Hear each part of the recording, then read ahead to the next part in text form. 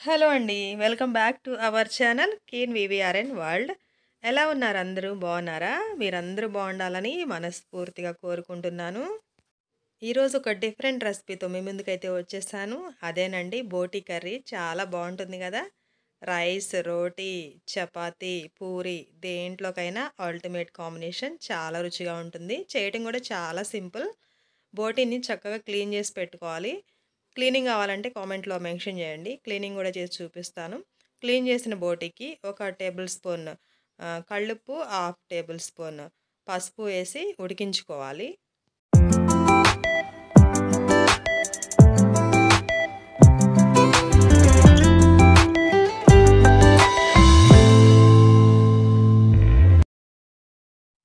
మనం బాగా శుభ్రం చేసి పెట్టుకున్న బోటీని కళ్ళుప్పు, పసుపు, నిమ్మకాయ వేసి ముందు కడిగేసి పెట్టాను.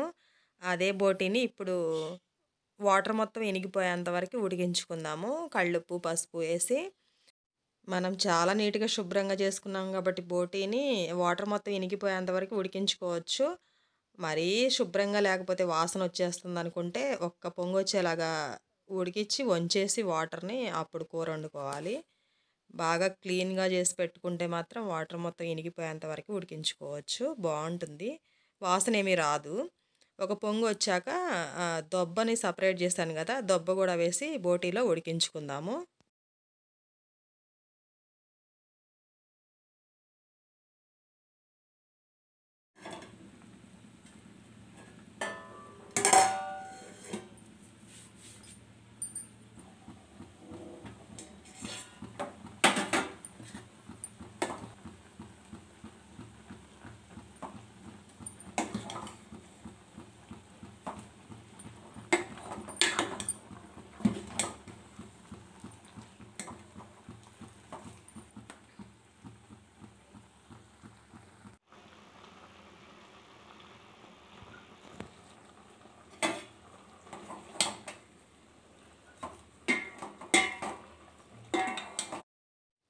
చూడండి ఈ విధంగా వాటర్ మొత్తం దగ్గరికొచ్చేలాగా ఉడికించుకోవాలి.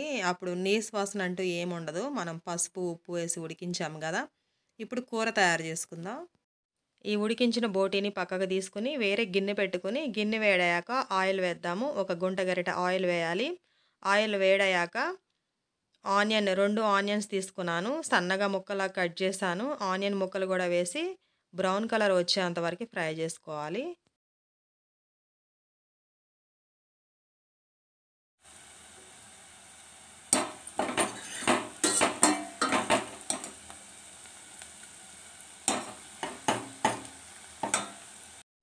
చూడండి ఉల్లిపాయ ముక్కలు ఈ విధంగా బాగా వేగాక ఒక టేబుల్ స్పూన్ అల్లం వెల్లుల్లి పేస్ట్ కూడా వేస్తున్నాను. అల్లం వెల్లుల్లి పేస్ట్ పచ్చివాసన పోయేంత వరకు వేయించుకోవాలి.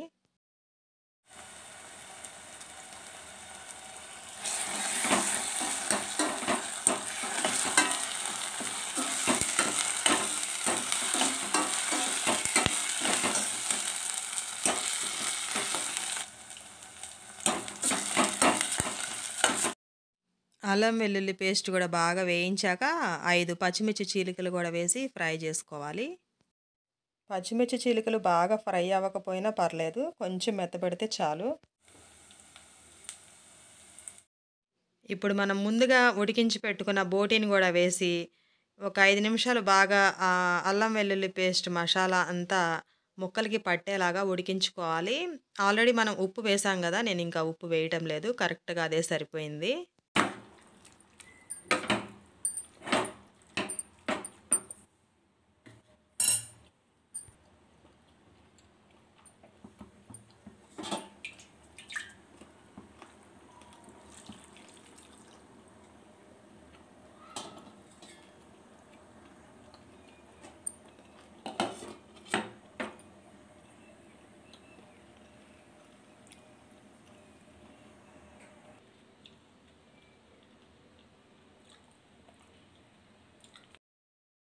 ఆల్రెడీ మనం ఉడికించి పెట్టుకున్న బోటీ కాబట్టి అల్లం వెల్లుల్లి పేస్టు, ఆనియన్ అంతా ఆ వాసన అంతా ముక్కలకి పట్టేలాగా ఒక 10 నిమిషాలు మూతపెట్టి ఉడికించుకున్న తర్వాత మనం టేస్ట్‌కి సరిపడా కారం వేయాలి. 4 టేబుల్ స్పూన్లు కారం వేస్తున్నాను. హాఫ్ టేబుల్ స్పూను ధనియా పౌడర్ అంటే హోల్ గరం మసాలా వేస్తున్నాను. అన్నీ వేసేసి కలిపేసి ఇంకొక 5 నిమిషాలు ఉడికించుకోవాలి. కారం గూడా ముక్కలకి పట్టేంత వరకి.